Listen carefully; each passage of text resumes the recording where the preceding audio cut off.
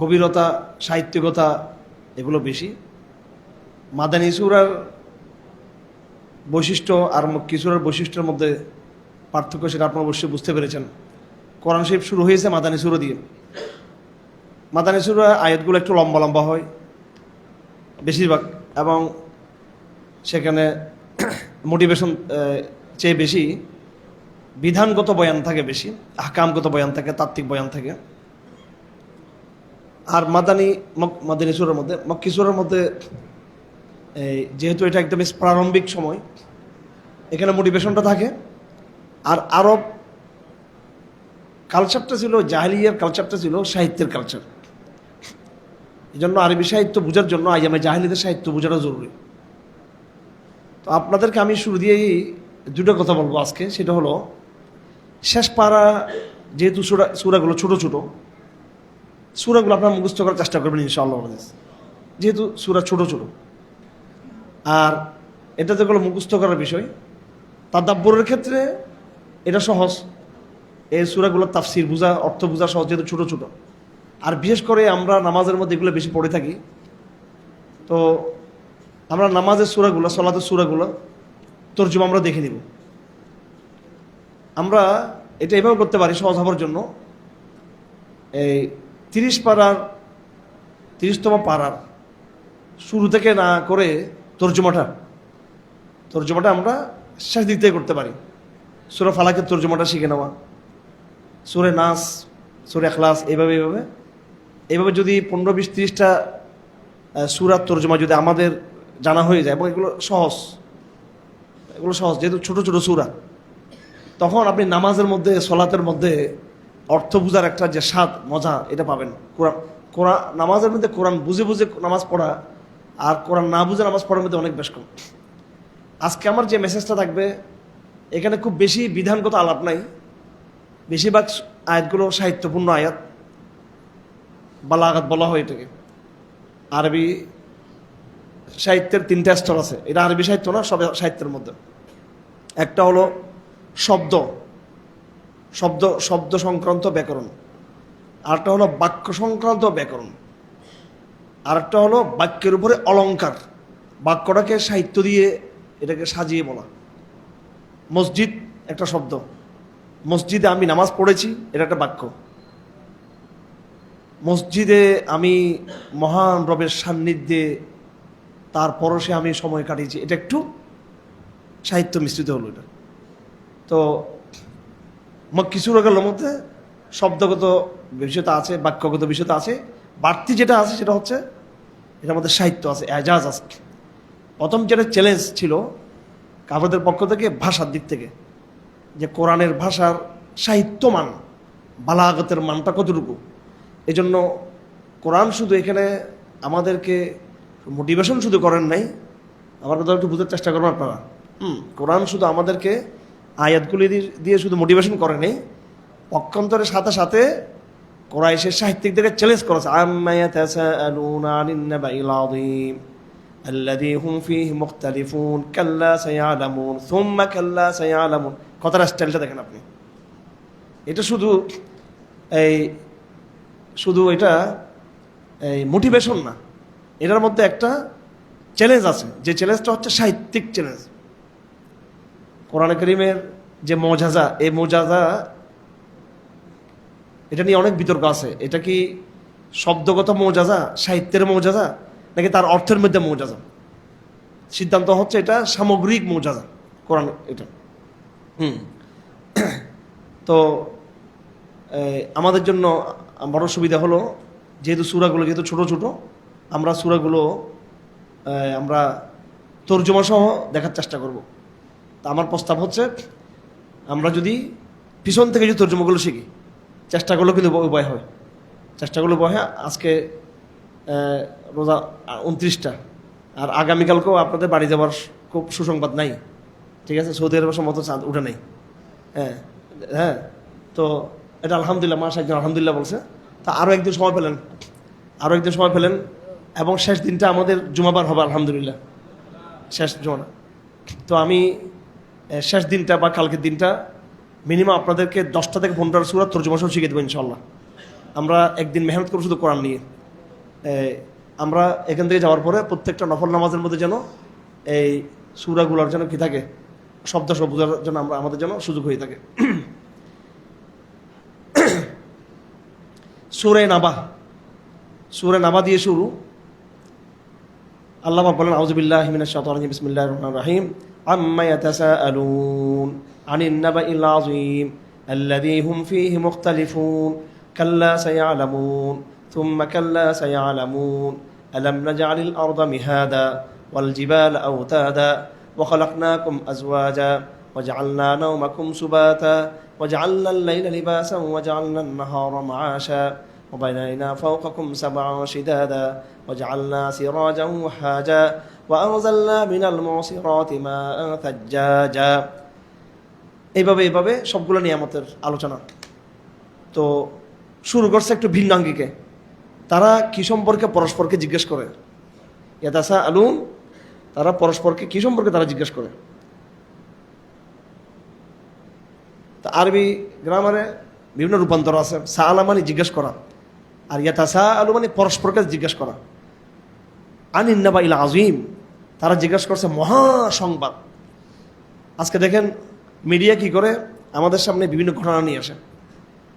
কোথায় দুর্যোগ হচ্ছে, কোথায় রাজনৈতিক পট পরিবর্তন হচ্ছে, কোথায় আক্রমণ হচ্ছে।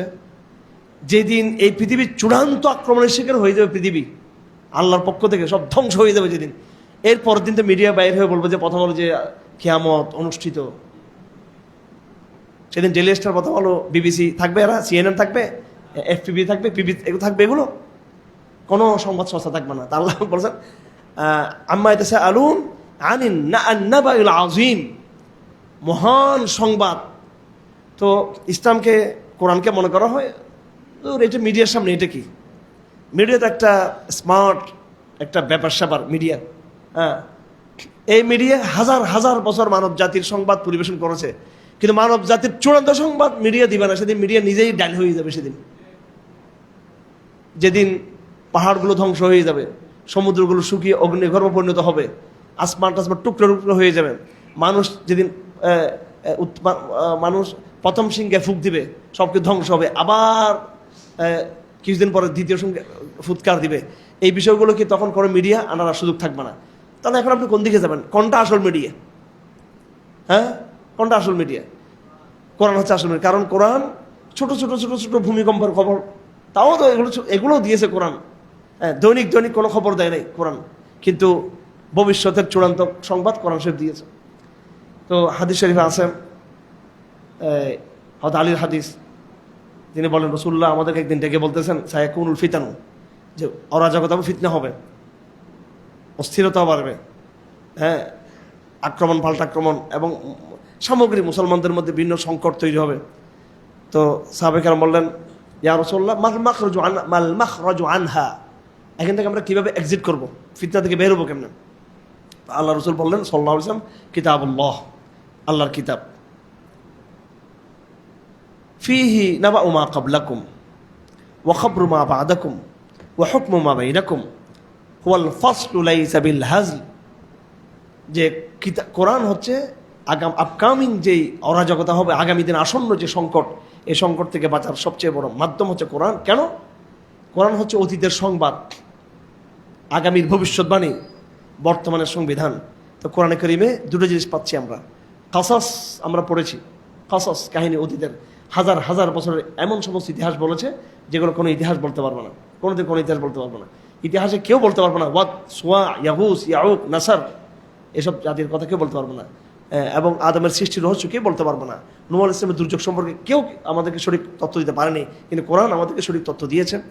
এরপর কোরআন ভবিষ্যতের চূড়ান্ত যে ধ্বংস যেটা হবে সেটা বলছে আনিন নাবাইল আযীম আল্লাযী হুম ফীহি মুখতালিফুন, এমন একটা সংবাদ সম্পর্কে তারা বিরোধ করতেছে, পদবিরোধ। হ্যাঁ, যেটা কেউ বলে হবে, কেউ বলে হবে না, সংশয়বাদী। এরা হলো কি? সংশয়বাদী। এরা কেউ কেউ অ্যাগনস্টিক, এরা সংশয়বাদী। আল্লাহ বলেন কাল্লা সায়ালামুন সুম্মা কাল্লা সায়ালামুন, অবশ্যই জানবে, না না অবশ্যই জানবে। এগুলো আরবি সাহিত্যের কতগুলো ব্যাপার, এগুলো একাডেমিক ক্লাসে না আসলে এগুলো বোঝানো যাবে না। আমরা অনেক সময় কোরআনটা হচ্ছে লেখার লিখিত রূপ না, কোরআন হচ্ছে কথার রূপ। কথার মধ্যে আমরা বলি, লেখার মধ্যে কিন্তু লেখাটা একটু, লেখার মধ্যে সরলতা থাকে এবং লেখার মধ্যে আবেগ কম থাকে। লেখার মধ্যে যাকে লেখার পাঠানো হচ্ছে তার প্রতি ইনফ্লুয়েন্সটা খুব কম, অনেক কম, অনেক কম, অনেক কম। কিন্তু কথার মধ্যে কিন্তু বেশি থাকে। হ্যাঁ, একজন মানুষকে বলছে আমি আপনাকে ভালোবাসি, আমি আপনাকে মহব্বত করি, এটা যদি চিঠিতে লেখেন, একটা মুখে বলেন, অবশ্যই যেটা মুখে সেটা অনেক বেশি ইফেক্টিভ। এই জন্য কোরআনের আন্দাজটা হচ্ছে কথার আন্দাজ, চিঠির আন্দাজ না কিন্তু এটা। তো আমরা যখন কথা বলি, না না আমি করি ছাড়বো, মানে আমি না করি ছাড়বো তা আমি করবো না, এটা নাকি? না না না মানে কি? আমরা হ্যাঁ আমি করে দেখবো, আমরা এটাকে কি বলি বুঝেন না? মানে এখানে আসলে কি একবার বুঝে না, এমনি দুনিয়ার সব কিছু প্রযুক্তি মজুক্তি মোবাইলে যে ফাংশন বুঝে সবাই। হ্যাঁ, আমরা কথার মধ্যে কি, যে কোনো জিনিস যখন আমরা করব বা করতেছি, করে ছাড়বো, তো একটা শব্দ আমরা কি বলি? না না বলি, কি বলি আমরা? বিশেষ করে রাগের মাথায় এটা একটু আবেগ, ক্রোধ, রাগ, প্রতিশোধ এবং আবেগ, ইমোশন থাকে এখানে, কি বলি আমরা?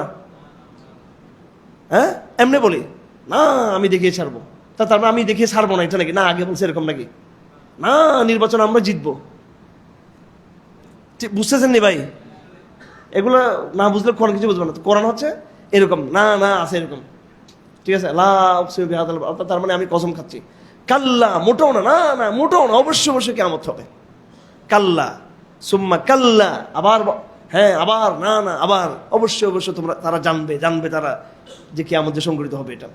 এরপরে জমিনের কথা, আসমানের কথা, পাহাড়ের কথা, সৃষ্টির কথা, এবং প্রত্যেকটা সৃষ্টি জোড়া জোড়া সৃষ্টি, ঘুমের কথা, রাতের কথা, দিনের কথা, পোশাকের কথা, দিনের বেলায় অর্থনীতির কথা, আসমানের কথা, জমিনের কথা। ওয়া আনজালনা মিনাল মুসিরাতি মাআন সাজ্জাজা।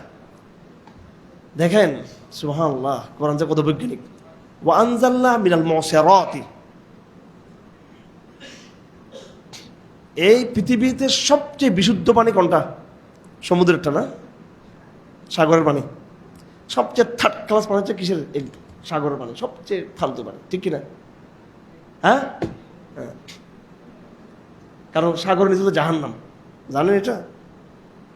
সাগরের নিচে কি জাহান্নাম। ইন্না তাহতাল বাহরে নার, সমুদ্রের নিচে কি আছে? আগুন। এটা বিজ্ঞানে, এটা তো উপর দিয়ে আমরা পানি দেখতেছি, ভিতরে তো কয়লার আগুনের অগ্নিকুণ্ড ভিতরে, ঠিক কিনা?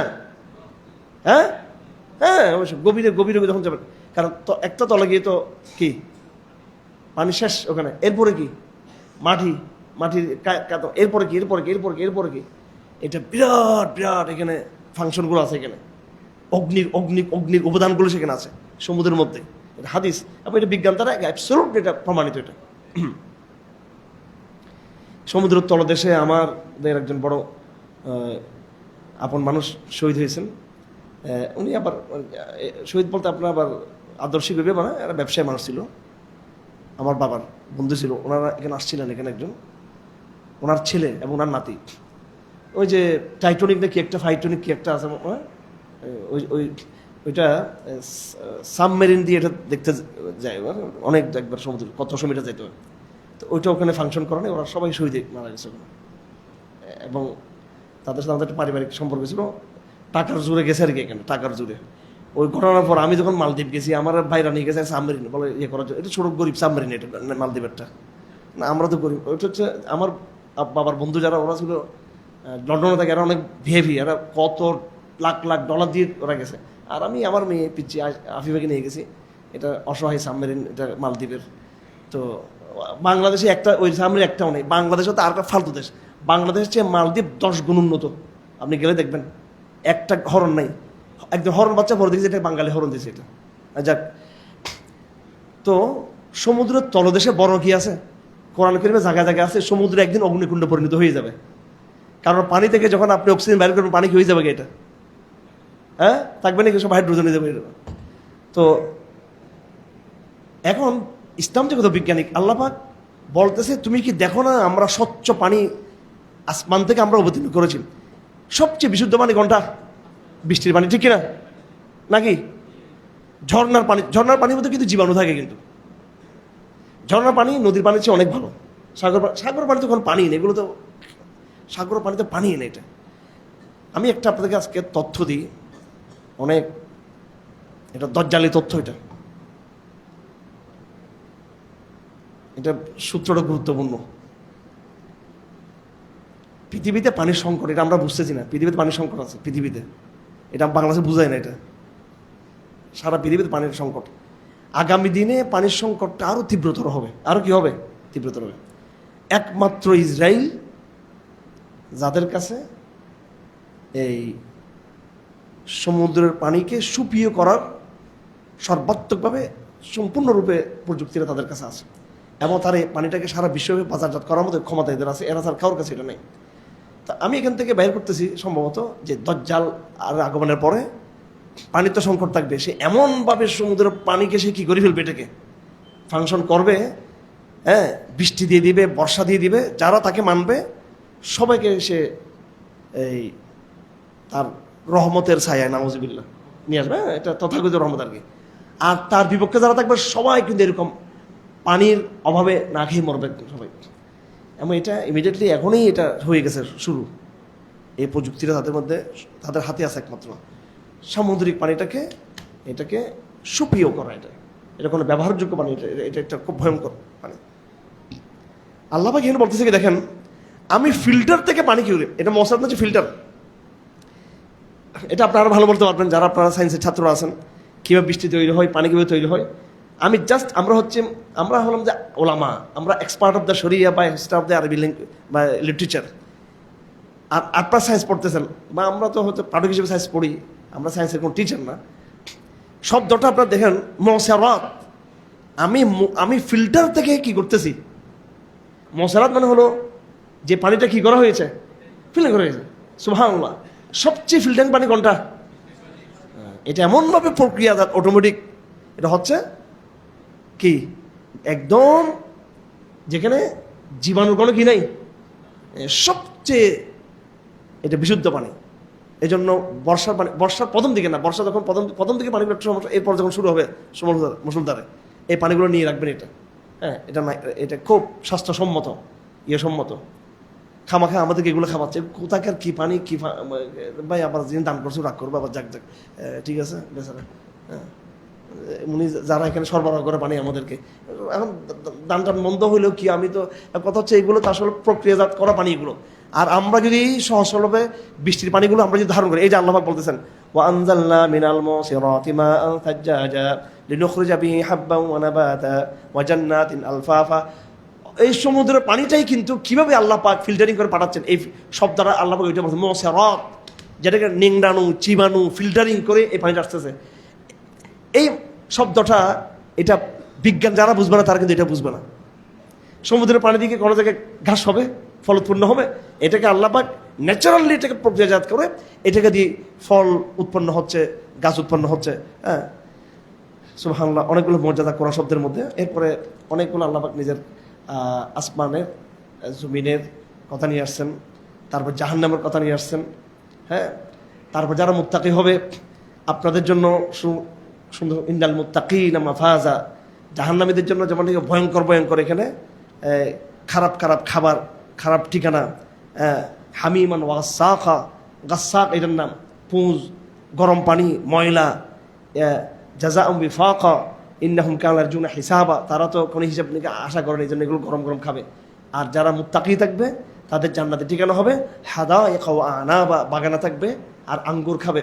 ওয়া কাওয়াইবা আতরাবা, সমবয়স্ক বউ থাকবে তাদের, এরা বেশি ছোট না, বেশি বড় না, ইয়াং সবগুলো এক সমান সমান সারা এরা থাকি দেবে। ওয়া কাওয়াইবা, এগুলো হচ্ছে মানে যাদের ফিজিক্যাল বর্ণনা দিয়েছে খুবই মানে যেটা ওখানকার যেটা বড় নিয়ামত স্বরূপ। ওয়া কাসান দিহাকা, এবং তাদের সামনে মানে সুশীবিত পানির জন্য যেটা এখানে ইয়ে বলতে কাজ বলতে মদ বা এরকম বলা হয় না, যেটা জান্নাতের যে পানীয় যেটা ওইটা বোঝানো হয়েছে। লা ইয়াসমাউনা ফিহা লাগাওয়া ওয়ালা কিযাবা, সেখানে মিথ্যা কথা এবং মিথ্যা ফালতু আড্ডা ওগুলো থাকবে না। এইভাবে এই কথাগুলো এখানে আসছে। সূরা নাজিআত, এটা শুরু হয়েছে একেবারে ভয়ঙ্কর ভয়াবহ ইয়ে দিয়ে। আপনারা মিয়া জিনকে ভয় পাবেন মিয়া ফেরেশতাদেরকে। জিন কি আমার জান কবজা করবে? জিন কি আমার জান কবজা করবে?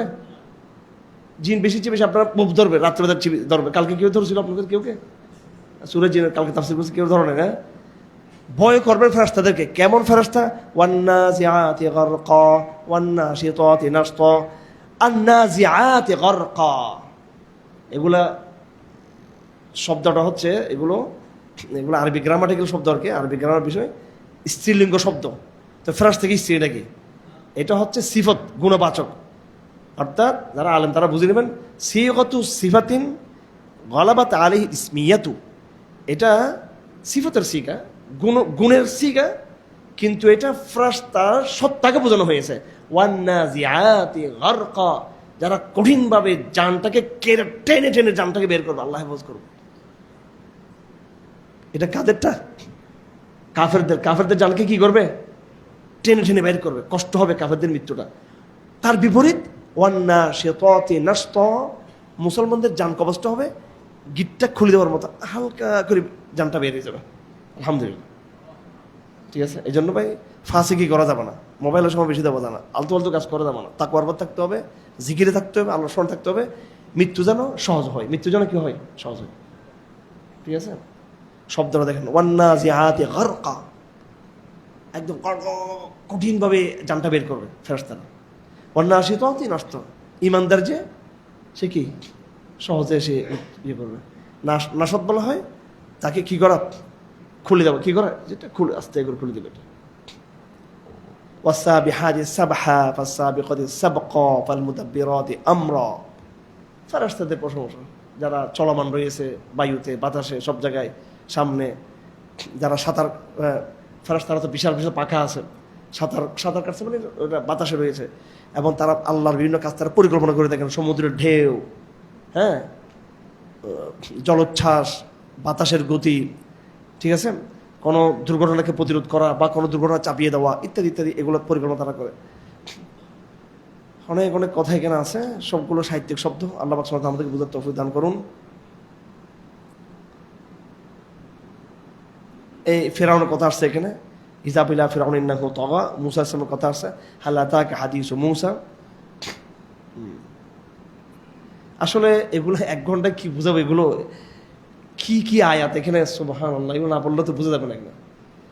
ফাইদা জাআতিত তাম্মাতুল কুবরা ইয়াওমা ইয়াতাযাক্কারুল ইনসানু মা সাআ, ওই দিন মানুষ পৃথিবীতে তার কর্মগুলোকে সে স্মরণ করবে। ওয়াবুরযাতিল জাহিমু লিমান ইয়ারা, জাহান্নামকে তাদের সামনে নিয়ে আসা হবে।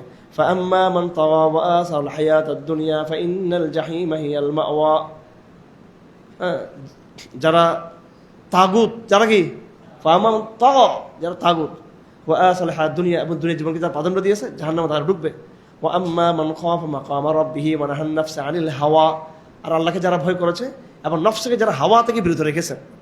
নফসকে কি করেছে? হাওয়া। নফসের মধ্যে 2টা জিনিস, নফসের মধ্যে একটা ভালো জিনিস, আরটা যে হাওয়া। তো এখন যারা বলে যে আমি খারাপ কাজ করছি আল্লাহর ইচ্ছায়, এই আয়াত নম্বর 40, ওয়ানাহান নাফসা, নিজের মনকে হাওয়া থেকে বিরত রাখতে হবে। তো ফাইনাল জান্নাত হিয়াল মাওয়া, তারা জান্নাত তারা প্রবেশ করবে। হাওয়া আল্লাহ পাক দিয়েছেন, আমার অন্তরে কি দিয়েছেন? আল্লাহ পাক হাওয়াও দিয়েছেন, আবার তার বিপরীতে আল্লাহ পাক আমাকে রেজাও দিয়েছেন, আমলের শৌকও দিয়েছেন, ঠিক আছে, এটা ইমানও দিয়েছেন আমাদেরকে, 2টাই। আমার শাস্তিটা কেন হবে? আলটিমেটলি আমাদের শাস্তি হবে কেন? আল্লাহর হুকুমতে হয়েছে। আল্লাহর হুকুম হয়েছে মানে এটা হলো কি, আল্লাহ পাক এই মানুষ নামক যন্ত্রের ভিতরে 2টা জিনিস ঢুকিয়ে দিয়েছেন। একটা ভালো দিকে নিয়ে যাবে, একটা খারাপ দিকে নিয়ে যাবে। 2টাকে প্রবৃত্তি বলা, প্রবৃত্তি, একটা ভালো প্রবৃত্তি, একটা খারাপ প্রবৃত্তি দিয়ে দুনিয়াতে পাঠিয়ে দিয়েছেন। এখন সে খারাপ প্রবৃত্তি করে জাহান্নামে গেল, কার হুকুমে হয়েছে? আল্লাহর হুকুমে। আর ভালো প্রবৃত্তিকে ব্যবহার করে সে জান্নাতে গেছে, কার হুকুমে হয়েছে? আল্লাহ। তাহলে এখানে মানুষের দোষ কি?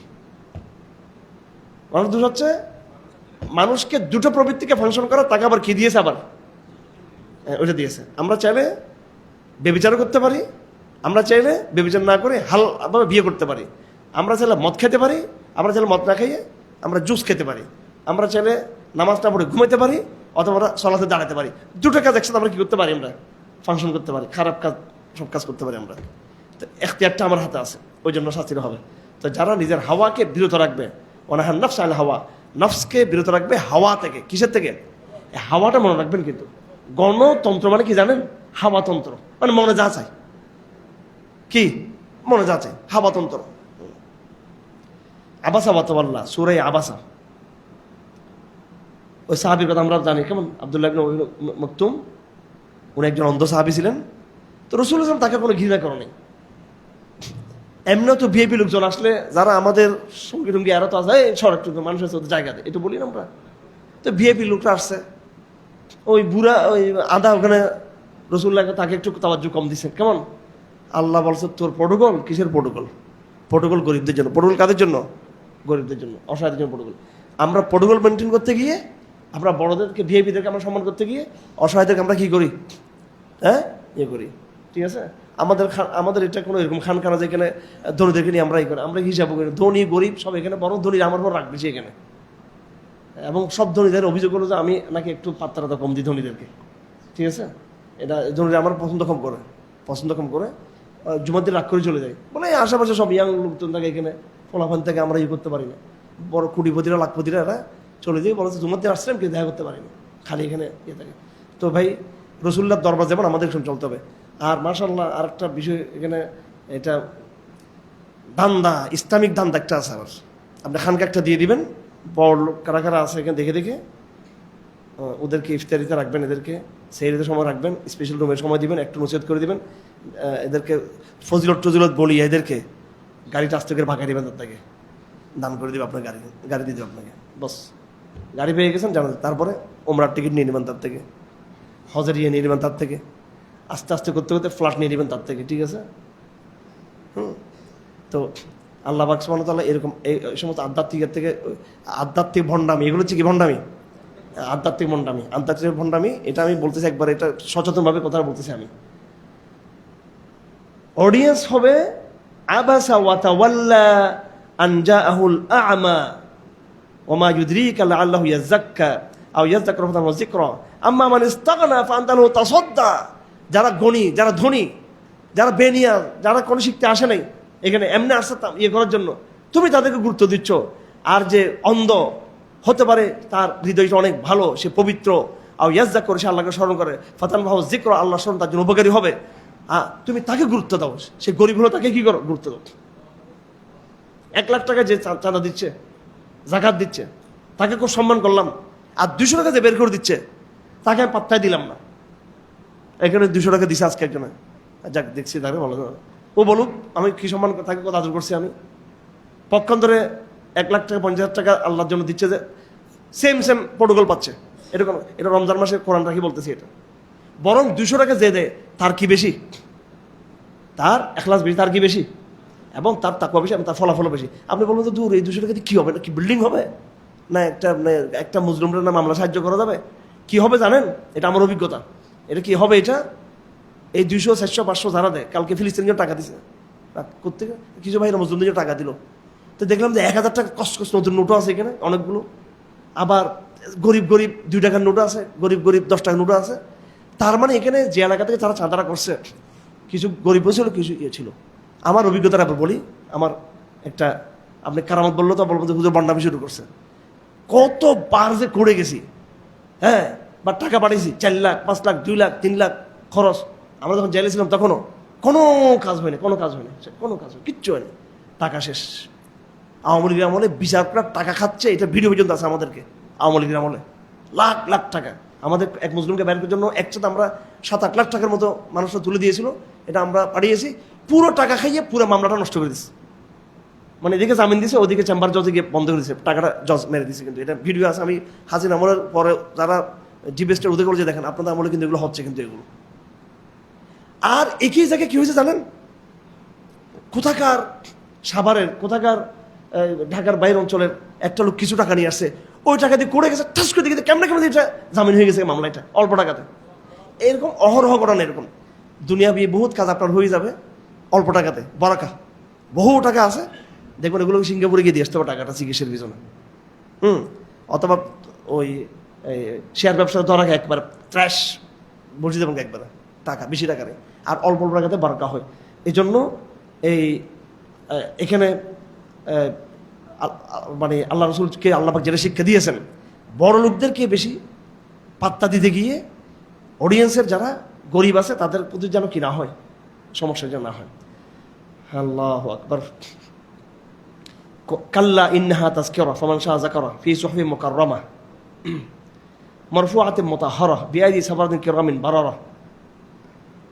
কোরআন শরীফের ব্যাপারে হাদিস শরীফে আছে, মাসাউল্লাযী ইয়াকরাউল কুরআন ওয়া হুয়া হাফিজুন মা'আস সাফারাতিল কিরামিল বারারা। কোরআনকে যারা ভালো করে পড়বে, হাফেজ, সংরক্ষণ করবে, সুন্দর করে পড়তে পারে, তার হবে ফজিলত কি, মা'আস সাফারাতিল কিরামিল বারারা, তার ফজিলত।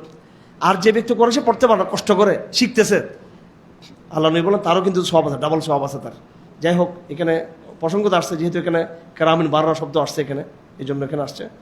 তারপরে মানুষের বীর্যের কথা আসছে, আল্লাহ পাক সেটাকে সৃষ্টি করেছেন, ফাকাদ্দারাহু, একটা পরিমাপের মধ্যে নিয়ে গেছেন। সুম্মা সাবিলা ইয়াসসারা, তারপর আল্লাহ পাক সামান্য বীর্য থেকে মানুষকে সৃষ্টি করে তার জন্য জান্নাতের রাস্তা, জাহান্নামের রাস্তা তার জন্য সহজ করে দিয়েছেন। হ্যাঁ, তারপরে মানুষকে মেরে ফেলেছে, কবর দিয়েছে, এরপর আবার তার মানুষকে আবার আল্লাহ পাক ওখান থেকে উত্থান ঘটাবে মানুষের। জান্নাতের কথা, জাহান্নামের কথা, বেশিরভাগ এই সূরাগুলোতে জান্নাত জাহান্নামের আলোচনা। কিয়ামতের আলোচনা হচ্ছে সূরা তাকবীর পরবর্তী, ইযা শামসু কুবিরাত ওয়া ইযা নুজুমুন কাদারাত ওয়া ইযা জিবালু সুয়িরাত ওয়া ইযা শারু উত্তিলাত ওয়া ইযা সূর্য, চন্দ্র, নক্ষত্র যেগুলো বটে ফেলা হবে, এগুলো আলো নিভিয়ে যাবে তাদের, এবং পাহাড়গুলোকে চলমান করে দেওয়া হবে, এবং সমস্ত জন্তুগুলো একসাথে করা হবে, এবং আগুনগুলো, বড় বড় সমুদ্র, এগুলো অগ্নি এতে পরিণত হয়ে যাবে। হ্যাঁ, তারপরে জীবন্ত কবর যাদেরকে দেওয়া হয়েছে আইজামে জাহেলিয়াতের মধ্যে, ওয়াদুন বলা হয় জীবন্ত কবর দেওয়া। জিজ্ঞেস করা হবে বিয়া ইজামিন কুতিলাত, কেন, কোন অপরাধে তাদেরকে হত্যা করা হয়েছিল, যাদেরকে মেরে ফেলা হয়েছিল। ওয়াইদা সুহুফু নুশিরাত, চার্জশিট মামলার, সেদিন আপনার সামনে কাগজপত্র তুলে ধরা হবে। জাহান্নামকে প্রজ্বলিত করা হবে, জান্নাতকে নিকটবর্তী করা হবে। তারপর আল্লাহ পাক কসম খাচ্ছেন বিল খুন্নাস আল জাওয়ারিল কুন্নাস, এগুলো শব্দগুলো কমিয়ে, এগুলো হচ্ছে আপনার নক্ষত্র, কি নক্ষত্র যেগুলো লাফিয়ে লাফিয়ে যেগুলো চলে, নক্ষত্রগুলো ছোটো ছোটো গ্রহ নক্ষত্র, এটার বর্ণনা দিচ্ছেন আল্লাহ পাক। ওয়াল্লাইলি ইযা আসআস, রাত যখন একটু গভীর হবে, ওয়াসসুবহি ইযা তানাফফাস, সকাল যখন নিঃশ্বাস ফেলবে। কত মানে গভীর সাহিত্য। ইন্নাহু লাকাওলু রাসূলিন কারীম জি কুওয়াতিন ইনদা যিল আরশি মাকিন, রাসূল কারীম মানে জিবরিল, জি কুওয়াহ, জিবরিলের শক্তি অনেক বেশি, প্রচণ্ড শক্তি। ইন হুয়া ইল্লা যিকরুল আলামিন, এটা হচ্ছে কোরআন কারীম। তারপরে ইযা সামান ফাতারাত, আসমান টুকরো হবে, নক্ষত্রগুলো ছেড়ে পড়বে, পাহাড়গুলো প্রজ্বলিত হবে, কবর থেকে মানুষ বেরিয়ে পড়বে, মানুষ তার অতীত ভবিষ্যৎ সব কিছু দেখবে। আল্লাহ পাক বলবে, কি জিনিস তোমাকে প্রভু থেকে বিভ্রান্ত করেছে, যিনি তোমাকে সৃষ্টি করেছেন সুন্দরভাবে, চমৎকারভাবে, কেন তুমি এরকম করলা।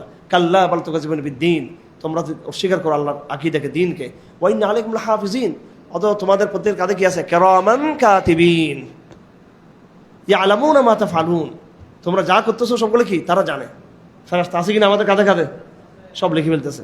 হ্যাঁ, ইয়াসলাউনাহা ইয়াউমুদ্দিন ওয়া মা আনহা বিগায়বিন ওয়া মা আদরাকা ইয়াউমুদ্দিন, কিয়ামতের দিনের নাম হচ্ছে কি, কিয়ামতের দিনের নাম কি, ইয়াউমুদ্দিন। কিয়ামতের নাম কি, ইয়াউমুদ্দিন, ইয়াউমুত তাগাবুন, ইয়াউমুত তালাক। তলাক না, তলাক মানে তালাক দেওয়া মেয়েদের, এটা তালাক মানে সাক্ষাতের দিন, তাগাবুন মানে লোকসানের দিন। ঘাসি আসবে, ঘাসি মানে যেটা একদম সবগুলোকে সামিল করে নেবে, গ্রাস করে নেবে। হ্যাঁ, চতুর্মুখী। তারপরে ইয়াউমুদ্দিন, বিচারের দিন হতে পারে, বা ফায়সালার দিন হতে পারে। ওমা আদরাকা মা ইয়াউমুদ্দিন, আল্লাহ পাক বলেন ওমা আদরাকা মা ইয়াউমুদ্দিন সুম্মা মা আদরাকা মা ইয়াউমুদ্দিন, দুইবার বলছেন। তুমি কি জানো ইয়াউমুদ্দিনটা কি? আবার বলছি, তুমি কি জানো? আবার বলছি, ইয়াউমুদ্দিনটা কি? কয়বার বলছে কেন আল্লাহ পাক? দুইবার। সেদিন কি, কিয়ামতের দিনের সাথে দুনিয়ার ব্যাসকম কি, ইয়াউমা লা তামলিকু নাফসুন লিনাফসিন শাইআ, সেখানে মানুষের সামান্য কি থাকবে না, ইচ্ছা শক্তি থাকবে না। এখন তো আপনার ইচ্ছা শক্তি আছে, আপনি চাইলে উঠতে পারতেছেন, বসতে পারতেছেন, আপনি রুমে চলে যেতে পারতেছেন, বাইরে যেতে পারতেছেন, টয়লেট করতে পারতেছেন, যে একটা ইচ্ছা আছে মোটামুটি। কিয়ামতের দিন আপনি ডানও হতে পারবেন, বামও হতে পারবেন, একেবারে স্ট্রিক রোবট, একদম ইয়ের মতো, কিচ্ছু করতে পারবেন না, একদম আল্লাহর নিয়ন্ত্রণে থাকবে, আপনি কিছু করতে পারবেন না সেদিন, কোনো কিছু করতে পারবেন না আপনি সেদিন, কোনো ইচ্ছাই করতে পারবেন না আপনি কিয়ামতের দিন। এটা হচ্ছে কিয়ামতের দিন, কিয়ামতের দিবস। দুনিয়াতে আল্লাহ পাক আমাদেরকে পাঠিয়েছেন কি দিয়ে? ইচ্ছা শক্তি দিয়ে, ইচ্ছা শক্তি পাঠিয়েছেন, আমি যা ইচ্ছা তা করতে পারি। কিয়ামতের দিন ওই ইচ্ছা শক্তিটা থাকবে না। তারপরে মুতাফফিফিন, যারা মাপের মধ্যে কি করে, ফাইজলামি করে, তাদের ধ্বংস।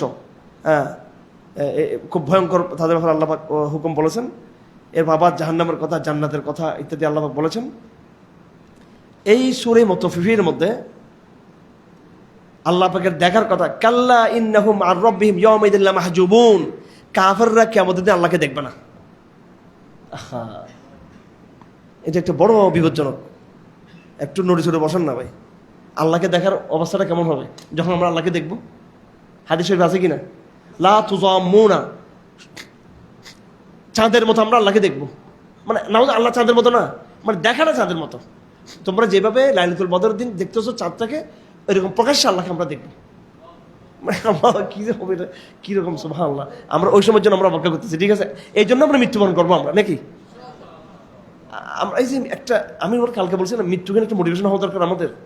মৃত্যুটাকে দেখেন, আমাদের বর্তমান আধুনিক সভ্যতার সাথে আমাদের অনেক ভেজাল আছে কিন্তু, ঠিক আছে? গণতন্ত্রের কনসেপ্ট, এই মুক্তমনের কনসেপ্ট, ব্যক্তি স্বাধীনতার নামে তথাকথিত ইত্যাদি ইত্যাদি যত রকমের ফাইজলামি, নারীবাদ, এই জীবন নিয়ে এরা টোটালি এরা মৃত্যুটাকে একটা দুর্ভাগ্য মনে করে, ঠিক কিনা? মানে মৃত্যুটা কিন্তু আপনি দেখবেন, আপনি আপনার পুরো সিলেবাসটা পড়ে দেখেন, সব উদ্দেশ্য হচ্ছে দুনিয়া দুনিয়া দুনিয়া, comfort comfort comfort comfort comfort comfort, জীবন জীবন জীবন জীবন জীবন জীবন জীবন জীবন জীবন, মরিতে চাহি না সুন্দর, মরিতে চাহি না সুন্দর। দেখছেন এদের এদের এদের এদের নবীদের, রবীন্দ্রনাথ ঠাকুর, বাবু ঠাকুর, এদের কবিতা। আর মুসলমানদের মধ্যে এক দুষ্ট বলছিল, বাবার 22 কোষ কে আলম দুবারা নিস্ত, যে খাওয়া দাওয়া ফুর্তি করো, আবার জীবন আর নেই, একটাই আছে জীবন। এরা কি বলে, জীবন একটাই, যা মজা করি না। মানে পুরো জীবনটাকে একটা তারা সৌভাগ্যের হিসেবে দেখে, মৃত্যুটাকে তারা সৌভাগ্য হিসেবে তারা কি মনে করে না। আমরা মৃত্যুটাকে কি মনে করি? সৌভাগ্য, মানে পরম সৌভাগ্য মনে করি, কারণ মৃত্যুর জন্যই আমাকে সৃষ্টি করা হয়েছে, ঠিক আছে? মৃত্যুর জন্যই, কারণ আমি আমার রবের কাছে যাবো, আমার রবের কাছে যাবো। দেখেন এই মোটিভেশনের ফায়দা কি জানেন? এই মোটিভেশনের ফায়দাটা হলো, আপনার মধ্যে আল্লাহ দেখতেছেন, আমল একটু কম আছে, আল্লাহ পাক দেখতেছেন, কিন্তু আল্লাহ দেখতেছেন, আল্লাহর একটা প্রেম আপনার ভিতরে আছে কিন্তু, যে আমল কমের কিন্তু সে একটা আমার সাথে, আমার কাছে আসতে চায়, আমাকে দেখতে চায়। তো আল্লাহ তো এমনি তো সর্বদা তারা কি করবে না ভাই, কি রু তো আগ্রহ করে আসছে আমার এখানে, কথা বুঝতেছেন? এগুলো মেন্টাল কতগুলো ব্যাপার স্যাপার আছে, এগুলো খালি আপনি খালি নামাজ পড়লেই যে খুব বেশি, নামাজ তো অবশ্যই পড়বো আমরা, আমাদের ভিতরের জায়গাটা একটু আরো ফিলিংসটাকে কি করতে হবে, একটু আরো আরো জাগ্রত করতে হবে, এটাকে জাগ্রত করতে হবে। আপনি নামাজ পড়ছেন 2 রাকাত, ফিলিংসটা কিন্তু একেবারে প্রেমময় ফিলিংস। নামাজ পড়ছেন 20 রাকাত, কিন্তু মানে এগুলো আল্লাহর কোনো, আল্লাহর প্রতি কোনো ইয়ে নেই আপনার, কোনো মানে আল্লাহ যে দেখতেছে এটা কোনো ইহসান যেটাকে বলে, এটা নাই আপনার। এগুলো এই নামাজগুলো কোনো ওজন নেই এগুলোর। তো এখানে আমরা যেটা আসলে আল্লাহর রাজামন্দিরে পেতে পারি, বা আমরা আখিরাত থেকে যে বিজয় করতে পারি, বিজয় বলা ঠিক না, মানে আখিরাতে আমরা সৌভাগ্যবান হতে পারি, এটা যতটা আমার ফিজিক্যাল অ্যাকশন, স্পিরিচুয়াল অ্যাকশন, তার চেয়ে বেশি এটা আমার সাইকোলজিক ফিলিংসটা, যে আল্লাহ আমি তো ভালোবাসি তোমাকে, আমি তো আসলে আসতে চাই আপনার কাছে, আমি আমি আমি মৃত্যুও চাই, আমি মরতে চাই, শহীদ হতে চাই, আমি যখনই মরবো তখন আমি তোমার কাছে যেতে চাই। আল্লাহু আকবার। এই ফিলিংসটার কারণে আল্লাহ পাক, এটা ইমানের ব্যাপার সবাই, এটা সমস্ত আবাদত হচ্ছে এই ফিলিংসটা বড়, একটা মহব্বতের ফিলিংস। আল্লাহ পাক ইনশাআল্লাহ শাস্তি তাকে আশা করা যায়। এই জন্য আসুন আমরা আল্লাহকে ভালোবাসি, ঠিক আছে? একটা প্রেম অন্তর ঢুকাই, ইবাদতের মধ্যে প্রেমের সাথে ইবাদত করি, ঠিক আছে? সেজদা করি, একটু প্রেমের সাথে সেজদা করি, ঠিক? হ্যাঁ, কেমন একটা প্রেম নিয়ে করি, আল্লাহর প্রেম নিয়ে। বাসায় যখন আমরা চলে যাব, স্ত্রীদের চেয়েও আল্লাহকে, সন্তানদের চেয়েও আল্লাহকে, আরামাইশের চেয়েও আল্লাহকে ইয়ে দিব। ঘরের আরামাইশে হারিয়ে না যায়, প্রত্যেকের শেষ সাথে আমরা উঠিয়ে যাই আল্লাহর প্রেমে। আশা করা যায় আল্লাহ আমাদের সমস্ত গুনাহ মাফ করে, আল্লাহ আমাদেরকে এটা আশা করা যায়, এই ভিতরে যে ফিলিংসটা যদি থাকে। কেন আমি কেন এই কথা বলতেছি? আল্লাহ বলতেছেন, কাফেরদেরকে ব্লেম দিচ্ছেন, কাল্লা ইন্নাহুম আর রাব্বিহিম ইয়াওমাইদিন লামাহজুবুন, কাফেরদেরকে আমি দেখা দিব না, পর্দা থাকবে। কাফের আমাকে কি করতে পারবে? দেখতে পারবে না। মুমিনরা আমাকে দেখতে পারবে। তো মুমিন মানে কি? যার মধ্যে কি আছে? প্রেম আছে। আল্লাহু আকবার। যাই হোক, সময়টা শেষে।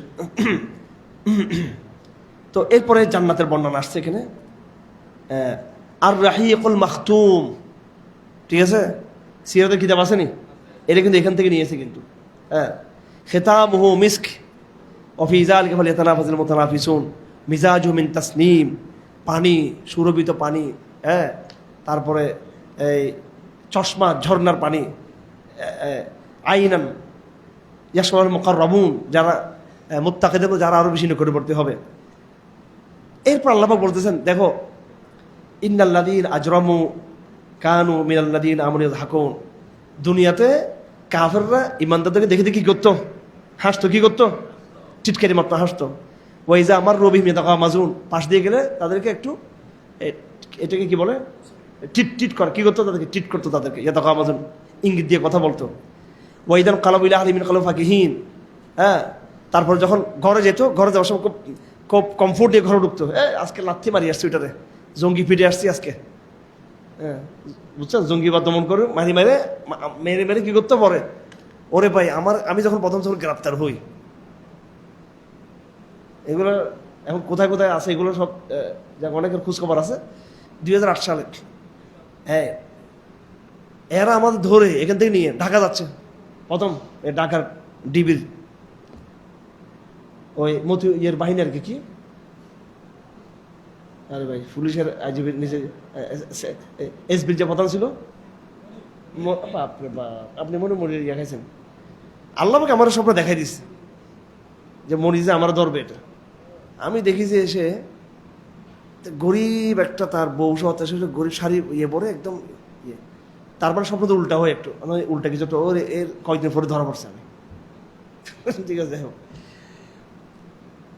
এই আমাকে নিয়ে যে কুমিল্লা গিয়ে নামছে এরা, বুঝছেন, 30-40 কেজি কি কিনছে এরা, হ্যাঁ, 30 থেকে 40 কেজি হবে কি রসমালাই কিনছে। রসমালাই কোথায় কিনছে জানেন? তাও নর্মাল দোকান থেকে না, বলছে যেটা অরিজিনাল কারখানা কোথায়, গ্রামে ঢুকে কিনে তারপর ঢুকছে। মানে আমার পাইছে একটা জঙ্গি ধরছে, বিরাট মিষ্টি। ঠিক আছে, যাক, মিষ্টি ওই আখেরাতে বাইরের আল্লাহ বলতেছে এগুলো। তো এই যে বলতেছে, যারা যখন ঘরে যখন যায়, অফিসে যখন যায়, ইনকালাবু ফাকিহিন, যারা খাও, বোর জন্য নিয়ে আসে। জঙ্গিদের থেকে চাঁদাবাজি করে টাকাটা নিয়ে কারে দেয়? বোর জন্য 40,000 টাকা দিয়ে কিনে আসে, 3 পিস কিনে আসে। আর চাঁদাবাজি করছে ভিকটিমের আত্মীয় থেকে, কি করছে? ভিকটিমের আত্মীয় থেকে চাঁদাবাজি করে টাকাটা নিয়ে ওর বোর জন্য ঈদের কি করতেছে? মার্কেটিং করতেছে। হ্যাঁ, এগুলো অহরহ অহরহ অহরহ অহরহ এগুলো আমরা দেখছি। এগুলো আমরা আশা করি এগুলো বন্ধ হবে, এগুলো আশা করি বন্ধ করতে হবে। এগুলো এই কালচার চলতে দেবো না, দেওয়া যাবে না। তো তো বলতেছেন দুনিয়াতে তারা এইভাবে জীবন যাপন করে, তিরস্কার করা, জুলুম করা, হকপন্থীদেরকে কষ্ট দেওয়া, এবং নিজের ঘরে অফিসে কমফোর্ট হয়ে ফিরে যাওয়া। ফল আল্লাহ বলেন ইয়ে দৃশ্যপট পাল্টে যাবে। দৃশ্যপট কিভাবে পাল্টে যাবে? ফালিয়াউমাল্লাযীনা আমানু মিনাল কুফফারি ইয়াদহাকুন, আজকে উল্টা সে ইমানদাররাই কাফের দিকে দেখে আজকে হাসতে থাকবে। তারা আজকে উল্টাই যাবে। আলাল আরাইকি ইয়ানজুরুন, তারা বড় বড় গদিতে বসে বসে দেখবে। ঠিক আছে, সন্তোষ শর্মা, তারপরে ওর যে ইন্টেলিজেন্স আসছিল ইন্ডিয়ার, ও কোথায়? আমাকে যখন এই সন্তোষ এবং ওই ইন্ডিয়ান ওই পাপেট যে রয়ের ইয়ে ছিল, যখন জিজ্ঞাসাবাদ করতেছে বাংলাদেশের পুলিশের মোনাফিকগুলো, ওদের সামনে জোস টোস, আমি দেখেন ক্যাপ্টেন কাপ পড়ার ক্ষুধার্ত পিপাসার্থ আমি, হ্যাঁ, ক্ষুধার্ত পিপাসার্থ, আর এদের সামনে জোস টোস একবার সব খাচ্ছে। আর আমি জিজ্ঞেস করতে, আমাদের এই জায়গার মধ্যে আল্লাহ তোদের জাহান্নাম ঘটাবে, একদিন জান্নাতের মধ্যে আমি এই জায়গা পড়বো, তোদেরকে আল্লাহ জাহান্নাম অপেক্ষা করতে হবে। আল্লাহ দুনিয়াতে আল্লাহ লাঞ্ছিত করে দিয়েছে এদেরকে, সোরের মধ্যে থাকে সন্তোষ শর্মা এখন। ঠিক আছে, কত লোক যে সে লাগাচ্ছে তা ইয়ে করার জন্য, ইয়ে করতে। এখন সে মনে করতেছে বিএনপির কাছ থেকে সে ইয়ে পাবে এটা। ঠিক আছে, কালচার আমরা কেউ শত্রু না, আমরা আওয়ামী লীগ হোক, সন্তোষ শর্মা হোক, ভারত হোক, অমুক হোক, আমরা ক্ষমার পক্ষে, কিন্তু ফাইজদামি, গুন্ডামি, বদমাশি আগের পরিকল্পনা ছাড়তে হবে। ওগুলো না ছাড়লে আমরা আমাদের সব রাস্তা খোলা আছে আমাদের, আমরা আমাদের প্রতিরোধের রাস্তা খোলা থাকবে আমাদের। আগের পথ থেকে সবাইকে বেরিয়ে আসতে হবে, আগের কালচার চলতে দেওয়া যাবে না। তো কাফেররা খুব কমফোর্ট করে দুনিয়াতে। আল্লাহ পাক এই কমফোর্টটা হচ্ছে তাদের কি ক্ষণস্থায়ী, এটা কি ক্ষণস্থায়ী। তো আল্লাহ পাক বলতেছেন যে দুনিয়াতে এই জালেমরা যেটা মজা করছে তোমাদেরকে নিয়ে, তোমরা কিন্তু আখিরাতে দিকে কি করবা? এটা কি করবা? মজা। আল্লাহ বলছেন ইয়াযহাকুন, ইমানদাররা হাসবে কাদেরকে দেখে দেখে? কাফেরদেরকে। আলাল আরাইকি ইয়ানজুরুন, গদিতে বসে বসে কাফেরদের পরিণাম দেখবে। কি দেখবে? আল্লাহ পাক সুবহানাহু ওয়া তাআলা আমাদেরকে আখিরাতে এই সম্মানের মর্যাদা রাখুন আল্লাহ পাক, এবং কাফেরদের পরিণাম দেখার তৌফিক দান করুন। সূরা ইনশিকাক, সবগুলো সাহিত্যপূর্ণ আয়াত। ইদাস সামাউ শাক্কাত, আসমান যখন দুই টুকরা হয়ে যাবে, এই জায়গার মধ্যে এই আমলনামার পাল্লা। ও আম্মা মান উতি কিতাব বিয়ামিনহি, যে ব্যক্তির ডান হাতে কি পাবে? আমলনামা পাবে, তার হিসাব হবে সংক্ষিপ্ত। ও আম্মা মান উতি কিতাব, যাকে দেওয়া হবে কি পিছনে বাম দিকে, তার আমলনামা হবে কি রে? ভয়াবহ ভয়াবহ, তার পরিণতি হবে ভয়াবহ। এরপরে আরো বিভিন্ন আয়াতগুলো এখানে রয়েছে। আমরা যাবো এখন সূরাতুল বুরুজ। ওয়াস-সামাই যাতিল বুরুজ ওয়াল ইয়াউমিল মাউউদ ওয়া শাহিদুন ওয়া মাশহুদ কুতিলা আসহাবুল উখদুদ। কুতিলা আসহাবুল উখদুদ, এই ঘটনা কারা কারা জানে? হাত তুলেন দেখি। জানেন সবাই? সুবহানাল্লাহ। আসহাবুল উখদুদ, এটা আমাদের জন্য শিক্ষণীয়। ঠিক আছে? আসহাবুল উখদুদের চরিত্রের মধ্যে কি আছে? এক নম্বর একজন বালক আছে, বালক। এটা ঠিক আছে, যে কি করছিল, যে একদিকে পাদ্রী অর্থাৎ যে আলেম ছিল, ওই সময় খ্রিস্টান জমানা ছিল, ইউসুফ জোনওয়াজ, সে ছিল ইহুদি। খ্রিস্টান ধর্ম ছিল সেই সময়, আসল ধর্ম ছিল সেটা, তো হক ধর্ম একদম। আমাদের নবীজির মাত্র আগমনের কয়েক বছর আগের ঘটনা এটা, 50-60-70 বছর আগের ঘটনা ছিল এটা। হয়তো মনে জানো তার কবরটাকে আবিষ্কার করতে পারছেন বলে জানা যায় ইতিহাসে। হ্যাঁ, ওইভাবে শুয়ে আছে ওই বালক। তো তার বৈশিষ্ট্য কি? সে একদিকে পাদ্রী, আরেকদিকে কি জাদুঘর। সে আল্লাহকে বলছে, আল্লাহ আমাকে হক জাহের করে দাও। আপনার ঘটনা জানানো অবশ্যই। পর হক জাহের হয়ে গেছে, পাথর মারছে, ওই জন্তুরে কি মারা গেছে। তো পাদ্রী বলছে, এটা ওদেরকে বলিও না, হ্যাঁ, যে আমি তোমার জন্য বিরাট ভবিষ্যৎ আমি দেখতেছি। জাদুঘর মুসলমান হয়ে গেল, এলাকার লোক মুসলমান হয়ে গেল, হ্যাঁ, তাকে হত্যা করে বুচ্চাত ইয়ে করা হলো, কোনো ফায়দা হয় নাই। পাহাড়ের নিচে সমস্যা হয় নাই, সমুদ্রের নিচে কোনো ইয়ে হয় নাই। সে বলছে, তুমি যতক্ষণ না বলো বিসমি রব্বি হাযাল গোলাম, এর আগ পর্যন্ত তোমাকে হত্যা করতে পারবো না। পরে বিসমি রব্বি হাযাল গোলাম বলছে, তখন তারপর তাকে হত্যা করতে পারছে, তাকে শহীদ করতে পারছে। এবং ইতিহাসে এটা পাওয়া যায়, ওমর খাত্তাব রাদিয়াল্লাহু আনহু ওই লাশটা কি করছেন, যেখানে তার আছে ওই জায়গাটা তিনি মেনশন করেছেন। যাই হোক, এই আসহাবে উখদুদের মধ্যে পরবর্তী জোয়ার শুরু হয়ে গেছে, নারী পুরুষ আবাল সবাই কি হয়ে গেছে। এই এই এই যুবকের ইমানি জজবা দেখে আল্লাহ পাক আপনাদেরকে সেরকম ইমান বলা বানা দিক। একজন জাগবে, পুরো জাতিকে জাগায় দিবে। একজন যুবক যে পুরো জাতিকে জাগায় দিবে, সুবহানাল্লাহ। এবং এমনভাবে তারা ইমানকে দেখেছে, মৃত্যুকে তারা বরণ করে নিয়েছে। আগুনে কি করা হচ্ছে? নিক্ষেপ করা হচ্ছে। ওই জায়গায় হাদিস একটা ঘটনা আছে, বড় হৃদয় বিদার ঘটনা। একটা মা যখন আগুনে যখন তাকে নিক্ষেপ করা হচ্ছিল, সে যখন আগুনে যখন সে ঝাঁপ দিবে, হয়তো ইমান, হয়তো আগুন, নয়তো কুফর। তারা তো কুফর গ্রহণ করে, সময় আগুনে তাদেরকে পুড়িয়ে মারা হয়েছে। ওই মা যখন দুধের বাচ্চা ছিল, সে মা তো ইমানদার, বাচ্চার জন্য কি করলো? সে বাচ্চার জন্য সে একটু ভয় পেয়ে গেল। ঠিক আগুনের নামার মুহূর্তে সে বাচ্চার জন্য একটু থমকে গেল। তৎক্ষণাৎ শিশু, হাদিসে আছে কয়েকটা বাচ্চা কথা বলেছে, 3জন বাচ্চা একদম নির্বোধ অবস্থায় দুধ খাওয়া অবস্থায় কথা বলেছে। একজন ঈসা ইবনে মারইয়াম, আরেকজন হচ্ছে কি এই বালক। সে বলছিল, ইসবিরি উম্মা ফাইন্নাকা আল হক, মা তুমি ধৈর্য ধারণ করো, তুমি হকের উপর আসো, তুমি ঝাঁপিয়ে পড়ো, তুমি আমাকে নিয়ে। হাদিস শরীফ আছে, এই সন্তান, দুধের সন্তান, সে কথা বলেছিল। কি বলেছে? ইসবিরি উম্মা ফাইন্নাকি আলাল হক, ধৈর্য ধারণ করো মা, তুমি ঝাঁপিয়ে পড়ো, তুমি সত্যের উপর তুমি আসো। এই শিশু কথা বলেছেন। মারিয়াম নে হযরত ঈসা কথা বলেছেন। আরেকজন মেয়েকে মিথ্যা অপবাদ দেওয়া হয়েছিল, জেনার অপবাদ দেওয়া হয়েছিল তার। জি, হ্যাঁ জি। তো তো তো সেই সময় ওই তার যখন পেটে বাচ্চা হয়েছে, তো তুমি মেয়েকে নাও, একজন বুজুর্গ যখন দেওয়া হয়েছিল, যার পেটে বাচ্চা হয়েছে, তো বলো তোমরাও বাচ্চাকে জিজ্ঞেস করো। তখন এই বাচ্চা বলছে, না, আমার সাথে উনি কি করো নাই, জানাতে লিপ্ত হন। এই 3জন বাচ্চার কথা আছে হাদিসে। তার মধ্যে ওয়াস-সামাই যাতিল বুরুজের যে ঘটনা, এই ঘটনার মধ্যে এই ঘটনা রয়েছে, যুক্ত রয়েছে। যাই হোক, অনেক শিক্ষণীয় ঘটনা। আসহাবুল উখদুদ আমাদের জন্য বড় একটা, আমাদের জন্য শিক্ষণীয় বিষয়। আল্লাহ পাক সুবহানাহু ওয়া তাআলা এই ঘটনা থেকে আমাদেরকে ঈমানের জন্য সর্বোচ্চ ত্যাগ স্বীকার করার। আজকে দেখুন, সেই বাচ্চার পরিণতি কত ভয়ঙ্কর হয়েছে, ঠিক আছে, কিন্তু যারা ঈমানদার, এরা আল্লাহর কাছে এরা জান্নাতের সওগাত পেয়েছে, এবং ইতিহাসে তাদের একটা বিরাট একটা সম্মানের জায়গা হয়ে গেছে ঈমানের। আচ্ছা, যাই হোক, এরপরে এই সূরাটা শেষ হচ্ছে ওয়াসসামা বাল হুয়া কুরআনুম মাজিদ ফি লাওহিম মাহফুজ, ওয়াসসামাই ওয়াত তারিক ওয়া মা আদরাকা মাত তারিক আন-নাজমুস সাকিব। আল্লাহ পাক একটা তারিক, একটা নক্ষত্র আছে, তার নাম হচ্ছে তারিক, তার কসম খেয়েছেন। কসম খেয়ে আল্লাহ পাক এখানে মানুষের সৃষ্টির রহস্য আল্লাহ পাক বলেছেন এখানে যে মানুষকে নারী এবং পুরুষের পানি থেকে তৈরি করা হয়েছে। হ্যাঁ, মিনবাইন উসুল তরাইব, পুরুষদেরটা পিঠের থেকে আসে, মেয়েদেরটা বুক ইয়ে থেকে যায়, যেভাবে আল্লাহ পাক এখানে বিবরণ দিয়েছেন। আল্লাহ পাক এটা বলেছেন। তারপর আসমানের কসম, জমিনের কসম খেয়েছেন। ওয়াসসামাই যাতির রাজঈ, মানে আসমান থেকে বৃষ্টি হয়। ওয়ালাদি যাতির সাদঈ, জমিন থেকে উৎপন্ন হয়, এটা কসম খেয়েছেন। ইন্নাহু লাকাউলুল ফাসল, কোরআন হচ্ছে একদম চূড়ান্ত সিদ্ধান্ত। ওয়া মা হুয়া বিল হাজল, ইন্নাহুম ইয়াকিদুনা কাইদা, কাইদুন মাকরুন, তারা চক্রান্ত করে, আল্লাহ বলে আমি পাল্টা চক্রান্ত করি। সাব্বিহ ইসমা রাব্বিকাল আলা, এই সূরাটা বড় গুরুত্বপূর্ণ সূরা, এই সূরা বড় গুরুত্বপূর্ণ সূরা। এটা পড়ার সময় সুবহান রাব্বিল আলা পড়তে হবে। নামাজ যখন আপনি বলবেন সাব্বিহ ইসমা রাব্বিকাল আলা, তো কি বলবেন? সুবহান রাব্বিল আলা পড়বেন। এখানে এই সূরার এক লাইনের ভিতরে বৈজ্ঞানিক আলাপ আছে। এখানে সাব্বিহ ইসমা রাব্বিকাল আলা আল্লাযী খালাকা ফাসাওয়া ওয়াল্লাযী কদ্দারা ফাহাদা, কয়েকটা শব্দ। খালাকা, খালাকা মানে সৃষ্টি, আরটা হচ্ছে শৈল্পিকতা, যে আমি শুধু সৃষ্টি করছি তা না, আমার সৃষ্টির মধ্যে শৈল্পিকভাবে আমি চমৎকারভাবে সৃষ্টি করেছি। একটা বলা হয় খালেক, আরটা হচ্ছে সানে। খালেক মানে হলো বানানো, আরটা হচ্ছে সুন্দর করে বানানো। আল্লাহ মানুষকে সৃষ্টি করেছেন। সাওয়া মানে, সাওয়া বলা হলো নাকটা যত, আচ্ছা নাকটা যদি একটু লম্বা হইতো আমাদের কি হইতো?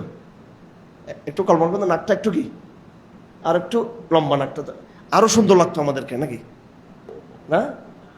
চোখ দুইটার জায়গায় তিনটা হলে কেমন লাগতো? হ্যাঁ, সত্যি বেশি লাগতো। এবং চোখ দুইটা যদি এখানে হয়, যদি কপালে যদি হইতো দুইটা চোখ, কেমন লাগতো আমাদের? ফাসাওয়া, যেটা যেখানে করতে হয়। হ্যাঁ, আমাদের হাতটা যদি আর একটু লম্বা, হাতটা লম্বা হলে আর একটু নিতে পারতাম আমরা। হাতটা আমাদের গঠন তো একটু, হাতটা একটু লম্বা, কেমন লাগতো আমাদের? মানে সব কিছুর মধ্যে একটা কি আছে? তাসবিয়া, কদ্দারা, তাকদির, পরিমাপ। এখান থেকে সূর্য যেখানে এখানে আছে, সূর্য যে জায়গায় রাখা হয়েছে এই জায়গা থেকে যদি পিছন থেকে চলে যায়, এটা কি হয়ে যাবে? আইস হয়ে যাবে। সূর্য যেখানে আছে সেখান থেকে একটু যদি অ্যাডভান্স হয়, এটা কি হয়ে যাবে? অগ্নিকুণ্ড হয়ে যাবে। এটা ঠিক কিনা? হাজার বছর, কত বছর আল্লাহ জানে। এর তাকদির একটা হচ্ছে তাসবিয়া, নিপুণভাবে সৃষ্টি করা, তাকদির পরিমাপ অনুযায়ী করা। ফাহাদা, হেদায়ত। হেদায়ত মানে গরমকাল আসবে, দেখবেন আপনি পানি বোতলটা এখানে রাখছেন পিঁপড়া না হতেন, ওই পিঁপড়া কোত্থেকে আসে দেখবেন ঠিক সেই জায়গা আমাদের পৌঁছে গেছে কিন্তু, ঠিক না বেঠিক? আর যেমন আমাদের মধুতে যে ডিস্টার্বগুলো করে নাকি, ওরা কে বলছে মধু যে এখানে আছে, এটা হচ্ছে কি হেদা, কি ফাহাদা। আমাদের বাসায় এখন তো কবুতরগুলো একটু বড় জায়গাতে ইয়ে থাকে। আগে আমার মামা মারা গেছে, একটা মামা ছিল, বহুত স্মার্ট মামা ছিলেন আমার, উনি পাখিটাকে শিখে করতেন অনেক। একটা মামা ছিল, মামা ভেরি, মানে মামার হুন্ডা যখন আসতো এখানে খবর করে ফেলতো এখানে। তো মামার ইয়ারকান ছিল, হুন্ডা ছিল, খুব সুন্দর ছিলেন মামা।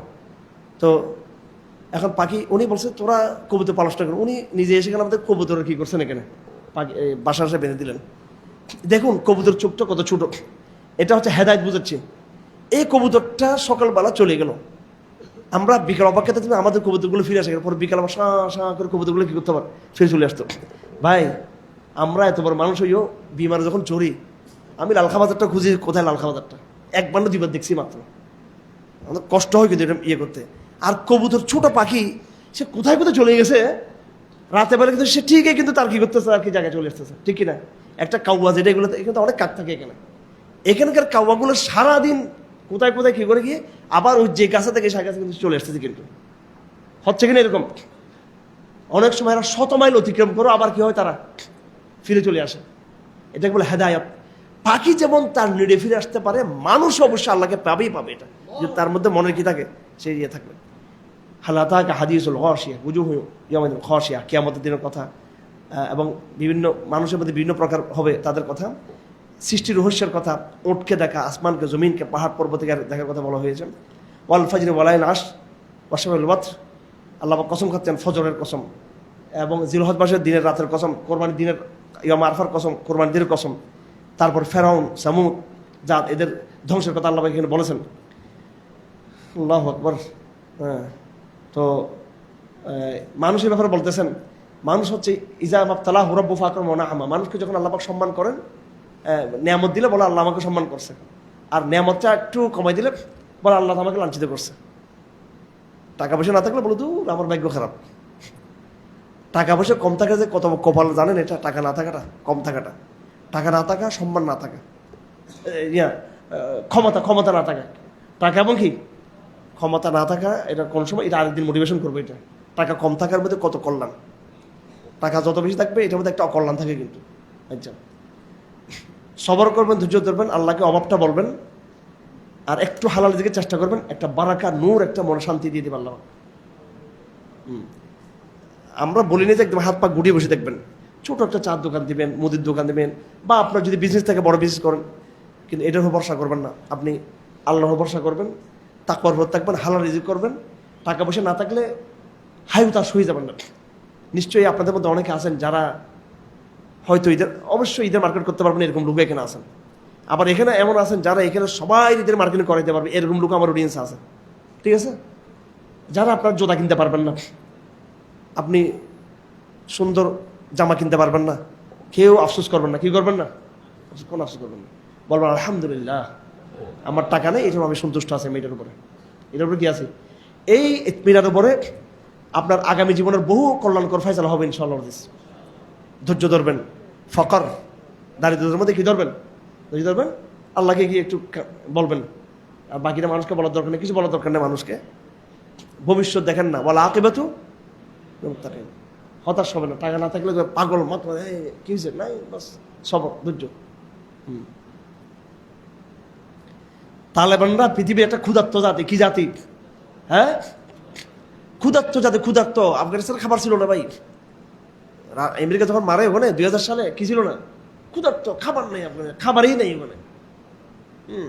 ওরা চা খায়, চা রং চা দেখছেন, রুটি দিয়ে, শুকনো শুকনো রুটি দিয়ে চা খাইতে পারে। ক্ষুধার্ত জাতি। এই ক্ষুধার্ত জাতির আল্লাহকে আজকে পৃথিবীর কোন বিজয়ের দিকে নিয়ে যাচ্ছে দেখেন। হ্যাঁ, আচ্ছা, যাই হোক, এরপর সম্পত্তির কথা আসছে। কাল্লা বাল্লা তুকিমুল ইয়াতিম, তোমরা ইতিমদেরকে তোমরা সম্মান করো না। ওয়ালা তাহাদুনা তোমরা মিসকিন, মিসকিনদেরকে তোমরা টাকা খাওয়াও না, তোমরা পরস্পরকে তোমরা উৎসাহিত করো না। ওয়াতা কোনা তুরাস আকলা লাম্মা ওয়াতি হুব্বাল মাল হুব্বান জাম্মা, তোমরা খালি মাল মাল, টাকা টাকা, মাল মাল, টাকা, সম্পদ সম্পদ, টাকা টাকা টাকা টাকা, এই শুধু এটা করো শুধু খালি। কাল্লা ইদা দুক্কাতাল দাক্কান দাক্কা ওয়া জা রাব্বুকাল মালাকা সাফফান সাফফা। হ্যাঁ, তারপরে জাহান্নামকে নিয়ে আসা হবে।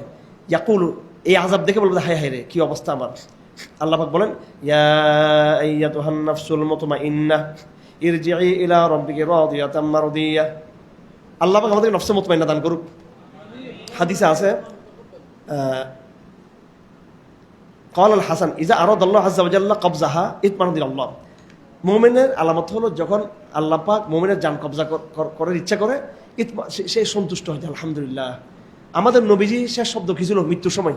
আল্লাহুম্মা আল্লাহুম্মা আর রফিক আল আলা, আল্লাহুম্মা রফিক আল আলা, আমার মহান বন্ধুর কাছে আমি চলে যাচ্ছি। এটা বলেই রাসূলুল্লাহ চলে গেছেন দুনিয়া থেকে। তো আল্লাহ পাক বলেন, ইয়া আইয়ুহান নাফসুল মুতমাইন্না, হে নফসে মুতমাইন্না, যারা আল্লাহর উপর সন্তুষ্ট, রাদিতু বিল্লাহি রাব্বা ওয়া বিল ইসলামি দীনা ওয়া মুহাম্মাদিন নাবিয়্যা। নফসে মুতমাইন্না, আট হচ্ছে নফসে লাওয়ামা, আট হচ্ছে নফসে আম্মারা। হ্যাঁ, তো নফসে মুতমাইন্না যাদের আছে, আল্লাহ পাক বলেন, ইরজিই ইলা রাব্বিকা রাদিয়াতাম মারদিয়্যা ফাদখুলি ফি ইবাদি ওয়াদখুলি জান্নাত, আসো তুমি জান্নাতে ঢুকে যাও। আচ্ছা, লা উকসিমু বিহাদাল বালাদ ওয়া আনতা হিল্লুম বিহাদাল বালাদ। মক্কা কসম খেয়ে আল্লাহ পাক এখানে কোরআন নাযিল করতেছেন, লাকাদ খালাকনাল ইনসানা ফি কাবাদ, মানুষকে আল্লাহ পাক কষ্টের মধ্যে সৃষ্টি করেছেন। হ্যাঁ, এরপরে আল্লাহ পাক বলতেছেন, আমি তোমার চোখ দুটো আমি দিয়েছি, মুখ দিয়েছি, ঠোঁট দিয়েছি আমি।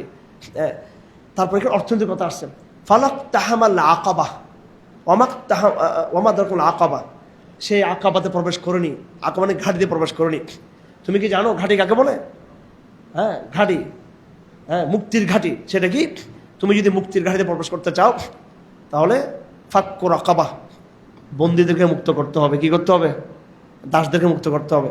আও ইতআমুন ফি ইয়াউমিন জি মাসগাবা, কষ্টের দিন মিসকিনদেরকে খাওয়াতে হবে। এতিমদেরকে খাওয়াতে হবে এবং পরস্পরের সবরের উপদেশ দিতে হবে, রহমতের উপদেশ দিতে হবে। আমরা ডানপন্থী হতে চাই, আমরা অশুভ সর্বসাম হতে চাই না আমরা। আল্লাহ এরপরে সূরা শামস, সূর্যের কসম, রাতের কসম, চন্দ্রের কসম খেয়ে আল্লাহ এখানে বলেছেন ওয়ানাফসি ওয়া মা সাওয়াহা ফাআলহামাহা ফুজুরাহা ওয়া তাকওয়াহা। আমি বিভিন্ন নফসকে আমি তৈরি করেছি। মন কি তৈরি করেছি আমি? মনের মধ্যে আমি এক জায়গায় তাকওয়া ঢেলে দিয়েছি, আর জায়গায় কি ঢেলে দিয়েছি? ফুজুর। দুইটা মনের মধ্যে আছে, এখন যে যেটাকে ইউটিলাইজ করো। সূরা লাইল, সব কসম, ওয়াল্লাইল, রাতের কসম, দিনের কসম। আল্লাহ ইন্না সাইয়াকুম লাশাত্তা। মানুষের 50টা বিভিন্ন রকম আছে। কেউ দিনে, অনেকে বলে না যে তকদিরে লেখা আছে, আমি কি করবো? তকদিরে লেখা আছে ফাম্মা মান আতাকা ওয়াত্তাকা ওয়া সাদাকা বিল হুসনা ফাসানুয়াসিরুল ইউসরা। যার মন ভালো হবে, যে দানশীল হবে, তাকওয়া থাকবে, আমি তাকে ভালোটা করার দিকে ধাবিত করবো। ওয়া আম্মা মান বাখিলা ওয়াস্তাগনা ওয়া কাযাবা বিল হুসনা, যে বখিল হবে, কৃপণ হবে, মিথ্যায়ন করবে, আমি তাকে খারাপটার দিকে ধাবিত করবো। যার মন ভালো সে এমনি ব্যস্ত পাবে। মন ভালো হওয়ার কারণে আল্লাহ পাক তাকে ভালো কাজের তৌফিক দিয়ে দিবেন। দুইটা সূরা আছে সিরতের, ওয়াদ-দুহা ওয়াল-লাইলি ইযা সাজা মা ওয়াদ্দাকা রাব্বুকা ওয়া ক্বালা। এখানে আল্লাহ বলেছেন আল্লাহ ইয়াজিদকা ইয়াতীমান ফাআওয়া ওয়া ওয়াজাদাকা দাল্লান ফাহাদা, আলাম নাশরাহ লাকা সাদরাক ওয়া ওয়াদা'না আনকা বিজরাক। এই দুইটা সূরা আল্লাহ নবীজি সম্পর্কে বলেছেন, ওনার প্রশংসা, ওনার সম্মান, ওনার মর্যাদা, এবং ওনাকে কষ্টের পর আল্লাহ পাক যে মুক্তি দিয়েছেন সেটা বলেছেন। তারপর সূরা 3 ওয়াত-তিনি ওয়াজ-যাইতুন ওয়া তুরি সিনিন ওয়া হাযাল বালাদিল আমিন লাকাদ খালাকনাল ইনসানা ফি আহসানি তাকওয়িম। আল্লাহ পাক কার কসম খাইয়েছেন? 3 ফল, জৈতুন ফল, তুরে সিনিন। এগুলো বাদ দিয়ে আমরা এখানে কি খাই বাংলাদেশে? হ্যাঁ, আমরা আলতু ফালতু খাবার মধ্যে আমরা আছি। ভালো ভালো এইগুলো জৈতুন তেল আমরা ব্যবহার করি না, সবাই জৈতুন তেল ব্যবহার করবেন, ঠিক আছে? আল্লাহ পাক বলেন আমি মানুষকে উত্তম কাঠামো তৈরি করেছি। সূরা দ্বীনের আয়াত নম্বর 4 থিওরি অফ এভলিউশনকে নাকচ করে, বিবর্তনবাদকে কি করে নাকচ করে। বিবর্তনবাদ বলে যে আল্লাহ এইভাবে আমাদের সৃষ্টি করে নাই, আমরা বিবর্তনবাদ দিয়ে এইভাবে আসছি। আমরা আজকে কে যেমন চিন্তা করছে, বলে অ্যাপয়েন্টমেন্ট সেক্টর থেকে একসময় কি বিবর্তনবাদ দ্বারা চলে যাবে। এই ভাইটা ছোটো পিচ্ছিটা কোথায়? হ্যাঁ, এই বিবর্তনবাদ নিয়ে আমার সাথে কথা বলছে একটা ইয়াং একটা ছেলে, ছোটো পিচ্ছি, ঘুমাইতে গেছে। আমার যা না না শিখতে, মাশাআল্লাহ, আমি তো চাই এরা আসুক, এদেরকে ইয়ে করার জন্য। তো যে যাই হোক, তো এই অ্যাপয়েন্টমেন্ট যাবে না মানুষ থেকে, ঠিক আছে? ওর স্যার হচ্ছে বিবর্তনবাদী, আর আমার ছোটো পিচ্ছি ছেলেটা হচ্ছে কি ইমানবাদী, তৌহিদবাদী। হ্যাঁ, ইনশাল্লাহ তার বিজয় হবে ইনশাল্লাহ। তার আমি বই পুস্তক শিখিয়ে দিয়েছি ইনশাল্লাহ। বিবর্তনবাদের 12টা বাদী আমরা ইনশাল্লাহ হাদিস, ঠিক আছে? হ্যাঁ, বিবর্তনবাদ নিয়ে একদিন ক্লাস করে নেবো ইনশাল্লাহ, এই যে ঈদের পরে ইনশাল্লাহ। যাক, হ্যাঁ, আচ্ছা, ইকরা চলে আসছে এবার। ইকরা বিসমি রাব্বিকাল লাযী খালাক, হাদিস শরীফে আছে রাসূলুল্লাহ সাল্লাল্লাহু আলাইহি ওয়াসাল্লাম প্রথম কিন্তু ওহী কিন্তু আউয়ালু মা বুদিআ বিহি রাসূলুল্লাহ সাল্লাল্লাহু আলাইহি ওয়াসাল্লাম ইকরা, স্বপ্ন। রাসূলুল্লাহ প্রথম স্বপ্ন, ডাইরেক্ট ওহী আসতো নাকি স্বপ্ন আসতো আগে? স্বপ্ন। হযরত আয়েশার হাদিস, রাসূলুল্লাহকে প্রথম বলা হয়েছে কি বলা হয়েছে? ইকরা। কি বলা হয়েছে? ইকরা। রাসূল বলেন মা আনা বিকারিন, আমি তো পড়তে জানি না। ইকরা বিসমি রাব্বিকাল লাযী খালাক, এটা প্রথম আয়াত। সুতরাং শিক্ষা মন্ত্রণালয়, শিক্ষা প্রজেক্ট, এটার হকদার কারা? কোরআনপন্থীরা, ঠিক আছে? সূরা আলাক ইকরা প্রমাণ করে শিক্ষার দায়িত্ব, শিক্ষার এটার উপযুক্ত একমাত্র কারা? এটা পরিচালনার একমাত্র কারা? যারা কোরআনপন্থী। যারা কি বন্ধী? কোরআনপন্থী। আল্লাহ পাক এখানে আবু জাহেলের কথা নিয়ে আসছেন, কাফেরদের কথা নিয়ে আসছেন। আমি এদের চুলে ঝুড়ি ধরে আমি জাহান্নামে কি করবো? প্রবেশ করবো আমি। হ্যাঁ, তার বাহিনী আছে, আল্লাহ বলেন আমারও বাহিনী আছে, আমি এদিকে ডাকবো। তারপরে সে যারা আয়াত আছে এখানে লাইলাতুল কদর, এটা একটু পরিচিত। আজকে লাইলাতুল কদর সম্ভব, ইন্না আনজালনাহু ফি লাইলাতুল কদর ওয়া মা আদরাকা মা লাইলাতুল কদর লাইলাতুল কদরি খায়রুম মিন আলফি শাহর তানাজ্জালুল মালাইকাতু ওয়ার রূহু ফিহা বিইذনি রাব্বিহিম মিন কুল্লি আমর সালামুন হিয়া হাত্তা মাতলাইল ফাজর। আচ্ছা, এখানে আবার অঙ্ক বাইর করলে আপনারা সবাই আবার বলবেন যে লাইলাতুল কদর তো 27 তারিখ, অঙ্ক দিকে লাইলাতুল কদর বাইর করা যাবে? হ্যাঁ, তো অনেকে, আমি একবার লাইলাতুল কদর গবেষণা করতে করতে দেখি যে এটা আমার নিজের গবেষণা, সূরা কদরের মধ্যে কয়টা লাইলাতুল কদর কয়বার আসছে? কয়বার? 3 বার। লাইলাতু আল কদর কয়টা বর্ণ? 9টা। 3 নং কত? এটা কি এর আগে আর কেউ জানতেন? এটা কে কে জানতো? মানে আজকে বলার আগে একজন, তিনজন। তুমি জানতে এর আগে? আমার থেকে শুনছো 4 জন, আর কেউ জানতে না? 5 জন। দেখেন এই যে একটা জিনিস আমি আবিষ্কার করলাম, পর আমি দেখি যেটা লতাহুল মারুফের মধ্যে লিখছে। এটা আবার আমি অনেক বিষয় নিজের যেমন কল্পনা করছি, কল্পনা এলম পর বহু বিষয় এরকম মিলে যায় এগুলো। মাশাআল্লাহ, দলিল তো পাইছি। আবার লাইলাতুল কদর 27 তারিখ, লাইলাতুল দেখি 27 তারিখ। এটা কি শরীরের দলিল? এটা শরীরের দলিল নাকি? এটা আমি বহু অঙ্ক মিলেছি, আমার অন্য অঙ্কগুলো মিলে না। আবার কিয়ামত কবে, কয় হাজার বছর, আমি বহু জায়গায় ইয়াসআলুনাকা আনিস সাআহ, আচ্ছা আলিফ সিন আইন আমি মিলে আবার দেখি এগুলো মিলাতে পারি না। আবার এমন গবেষণা চলমান আছে, আবার গবেষণা চলমান আছে, ঠিক আছে, কিন্তু এটা মিলে গেছে। কিন্তু এগুলো মিলতে পারে, বাট এটা কি নয়, শরীয়তের দলিল নয়। হ্যাঁ, এটা একটা আলামত, এটা একটা আলামত। খবরদার, শরীয়তের দলিল মানব না আমরা এটাকে। সূরা বাইয়িনা, সূরা বাইয়িনা ওই একটা শব্দ ওমা তাফাররাকা, সাম্প্রদায়িক কাফার হচ্ছে সাম্প্রদায়িক। এখানে তাদের এটা বলা হয়েছে ইজা জুলজিলাত। ইয়া আল্লাহ, এই সূরাটা আসলে আমার একবার আমি দিশার হয়ে যায়। আল্লাহ বলতেছেন কি, ফামাই ইয়ামাল মিসকাল যারাতিন খায়রান ইয়ারা, একবার ধুলি কণা সমান ভালো করলো এটা দেখানো হবে, খারাপ করলো কি হবে এটা। সুতরাং কান ধরা ছাড়া কোনো কি নেই। আস্তাগফিরুল্লাহ, আস্তাগফিরুল্লাহ ছাড়া উপায় আছে কোনো? কারণ সব তো কি হচ্ছে এগুলো, উপায় কি? আস্তাগফিরুল্লাহ। সারা রাত আজকে শেষ বেজুর, আজকে শেষ বেজুর, আল্লাহুম্মা ইন্নাকা আফুউন তুহিব্বুল আফওয়া ফাআফু আন্নি। ঠিক আছে, বলবো ওয়া মান ইয়ামাল মিসকাল যাররাতিন শাররান ইয়ারা, সব দেখানো হবে। কতবার মোবাইল দেখছি, কতবার কি করছি, কতবার গালি দিছি, কতবার চাপাবাজি করছি, কতবার মিথ্যা কথা বলছি, কত আরো যে হিসাব নাই, কত রকমের এখানে নামাজ তরক করা হয়েছে, রোজা ভাঙছি, মানুষকে কষ্ট দিয়েছি, তার নানান ফরজ ওয়াজিব সুন্নত এই সেই কত রকমের ছোট ছোট ছোট ছোট ছোট ছোট অলসতাগুলো, খারাপ কাজগুলো আমাদের হয়ে গেছে, আমাদের সবগুলো আল্লাহ পাক হিসাব রাখছেন। এগুলোকে ভ্যানিশ করার একটা সেটা হচ্ছে কি আল্লাহুম্মা ইন্নাকা আফুউন ওয়াল আদিয়াত দবহা, সূরা আদিয়াত, ওয়াল আদিয়াত দবহা ফাল মুরিয়াতি কাদহা, শপথ ঊর্ধ্বশ্বাসে গমনকারী অশ্বসমূহের এবং ক্ষুরাঘাত থেকে অগ্নিবিচ্ছুরক অশ্বসমূহের, ফাল মুগীরাতি সুবহা প্রভাতকালে আক্রমণকারী অশ্বসমূহের শপথ, ফাসানাবি নাকা অথবা তারা ধুলো উৎক্ষেপণ করলো, ফাওয়াসাতনাবিহি জামা তারা শত্রুর অভ্যন্তরে ঢুকে পড়লো। দেখছেন কার কসম এগুলো? ঘোড়া ঘোড়া ঘোড়া। ইন্নাল ইনসানা লাফি কানুত, এরপর মানুষের কথা বলছেন আল্লাহ পাক, এবং ওয়াহসিল মাফি সুদূর, মানুষের হৃদয়ের কথা বলেছেন। এই ইন্নাহু লিহুব্বিল খায়লা শাদীদ, মানুষ আবার মালের জন্য পাগল, অর্থের জন্য এটা বলছেন। আল কারিয়াতু মাল কারিয়াহ ওয়া মা আদরাকা মাল কারিয়াহ, কিয়ামতের দিন ভয়ঙ্কর যে কিয়ামতের ঘটনা হবে এই সম্পর্কে আল্লাহ বলছেন। পাহাড়গুলো একবার তুলার মতো হয়ে যাবে এবং মানুষ হবে একবারে মরা বিছনা, এলোমেলো বিছনার মতো মানুষ, ইয়ের মতো। সেদিন যখন কিয়ামতের সংগঠনের জন্য যখন আয়োজন যখন শুরু হবে, ফাম্মা মান সাকুলাত মাওয়াজিনু, যাদের আমলনামা ভারী হবে, ফাই ফি জাতির রাদিয়া, আমলনামা যাদের কম হবে আল্লাহ আমাদের আমলনামাকে ভারী করে দিন, ভারী করে দিন। আলহাকুম তাকাসুর হাত্তা যুরতুম মাকাবির, তুমি এত টাকা হিসেব করে লাভ কি, অনেক অনেক হাড়ি হাড়ি টাকা, কাড়ি কাড়ি টাকা, ছেলে সম্পদ, শেষ তো কবর যেতে হবে। ইলমুল ইয়াকিন বলেন, ইলমুল ইয়াকিন লা তারাবুন্না আল জাহিম সুম্মা লা তারাবুন্না আইনুল ইয়াকিন, ইলমুল ইয়াকিন আইনুল ইয়াকিন, তোমরা বাস্তব সচক্ষে তোমরা দেখবে জাহান্নামে। এখন আমাদের ইয়াকিন আছে, ওই সময় হকুল ইয়াকিন আমরা দেখবো, ওই সময় ইলমুল ইয়াকিন হবে আমাদের। ওয়াল আসরি ইন্নাল ইনসানা লাফি খুসর, এই সূরা বলে দিচ্ছে শুধু আমল ঈমান যথেষ্ট না, ঈমানও লাগবে, আমলও লাগবে। ওয়া তাওয়াসাউ বিল হাক্কি ওয়া তাওয়াসাউ বিস সবরি, দাওয়াতের মেহনত, শরীয়তের মেহনত, জিহাদ, সবটা নিয়ে নসিহা জমা লাগবে, সবটা মিলিয়ে হচ্ছে কি যেমন ওয়াইলুল লিকুল্লি হুমাজা লুমাজা, যে ব্যক্তি তিরস্কার করে, মানুষকে উস্কানি দেয়, গীবত করে, পরনিন্দা করে, এবং যে কি করে জামা আমাল আদাদা, সম্পদকে সে গণনা করে এবং সে মনে করে তার সম্পদগুলো কি স্থায়ী হবে। কাল্লা আলাইহিল হোতামা, এগুলো হোতামা, হোতামা হচ্ছে একটা আগুনের নাম, এক প্রকার আগুন, যেমন কি লাজ সাকার, এগুলো আগুনের নাম। তো এই হোতামা কি হবে? নারুল্লাহিল মুকাদা, এই আগুনটা এই কলজের মধ্যে আঘাত করবে, কিসের মধ্যে আঘাত করবে? কলজের মধ্যে আঘাত করবে। বিশেষ করে কাদের জন্য? যারা মাল সম্পদকে জমায় রাখে বেশিরভাগ।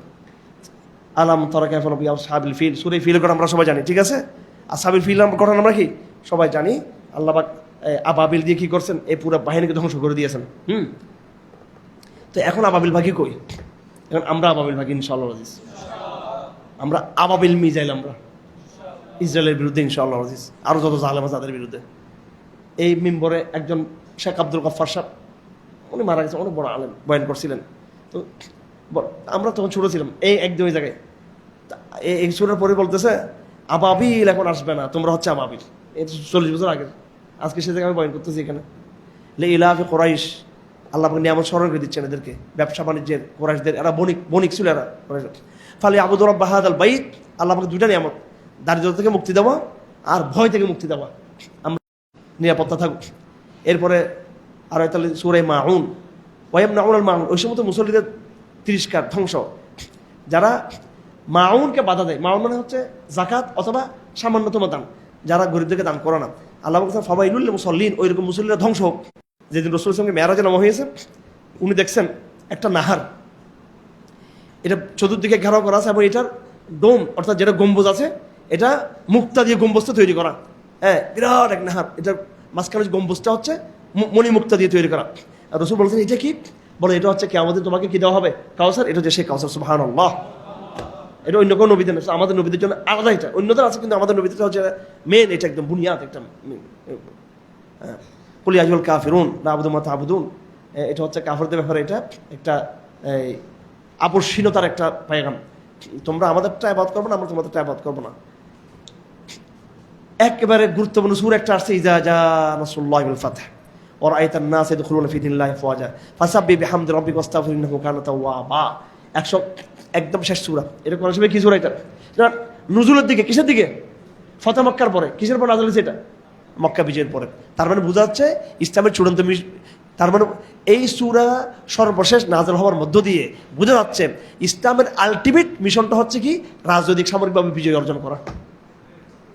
শুধু তারাবির নামাজ পড়া, জমাতে পড়া না, বরং রাষ্ট্রীয়, আন্তর্জাতিক, জিওপলিটিক্যাল, সামরিক চূড়ান্ত বিজয় অর্জন করা, খেলাফত প্রতিষ্ঠা করা। এটা কিন্তু কি?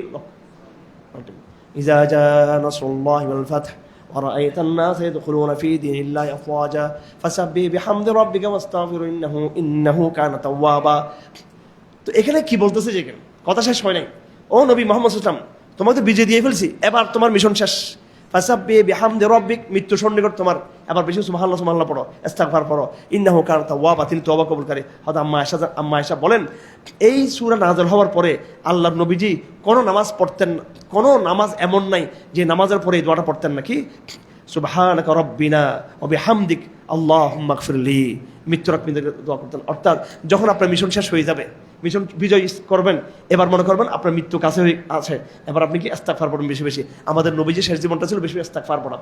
তো এই সূরা ইযা জা নাসরুল্লাহি নিয়ে চমৎকার ঘটনা আছে। আব্দুল্লাহ ইবনে আব্বাস বয়সও কম ছিল, কিন্তু হযরত ওমর সবসময় তাকে বড় বড় সাহাবাদের সাথে মজমার মধ্যে রাখতেন। তো বয়স্ক সাহাবীরা বলতেছেন যে আমরা শেখ, আমরা বয়স্ক, এই পুচ্ছি ফোলা এখানে সবসময়, ও এখানে কি, ও সবসময় বলে আচ্ছা ঠিক আছে, ও এখানে কি, আচ্ছা ঠিক আছে। ডাকছে একদিন সবাইকে, বলো দেখি ওলামায়ে কেরাম, আমার গবেষণা পরিষদের বড় বড় শেখরা বলেন ইযা জা নাসরুল্লাহি ওয়াল ফাতহ ওয়া রাআইতান নাস, এটাতে কি বলতেছে? এটাতে বলে হ্যাঁ, রোম বিজয় হবে, পারস্য বিজয় হবে, ধন সম্পদ আসবে। সবাই বলতেছে, সব শেখরা। ও পিচ্ছি ফোলা, আপনি নামাজ বসে আছে এখানে, তুমি বলো। সে বলতেছে এটা হচ্ছে রাসূল সাল্লাল্লাহু আলাইহি ওয়াসাল্লামের মৃত্যুর সংবাদ, এটা সূরাটা। ফাকাত আল্লাহ ওইভাবে আমাকে তাফসীর শিখিয়ে দিয়েছে আব্দুল্লাহ ইবনে আব্বাসকে। তো তাব্বাত ইয়াদা আবি লাহাব, আমরা সবাই জানি আবু লাহাব এর স্ত্রী সম্পর্কে জানি যে রাসূলুল্লাহকে সে কি কষ্ট দিত। আল্লাহ পাক তার সম্পর্কে একজন কোরআন আয়াত নাযিল করেছেন। এখন কেন আল্লাহ পাক এই শব্দ ব্যবহার করছেন?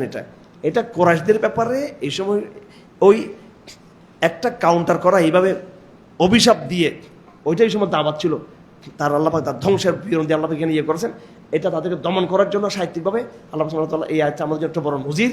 এবং বিশেষ করে আবু লাহাবের কথা এবং তার স্ত্রীর কথা, আবি লাহাব এবং তার স্ত্রীর কথা, এবং তার হাম্মালুল হাতব যে লাকড়ি কী করতো, এবং তার ফি জিদি হাবলুম মিন মাসাদ, সেই মাসাদ বলা হয় যে রশি, যেটা খেজুরের যেটা কী করতো, যেটা সে লাকড়িগুলো করে যে মানত, সে তৈরি করতো।